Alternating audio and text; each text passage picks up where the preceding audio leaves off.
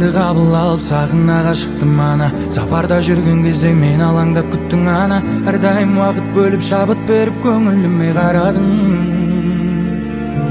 Я мама, әр сөзің алтыннан бағалы бар мәні. Біз үшін жаныңды арнадың бәрі де. Сенің арқаң ана жаным, ана жаным. Ана жалғыз ғана жарық өмір сыйлаған, жамандыққа қимаған.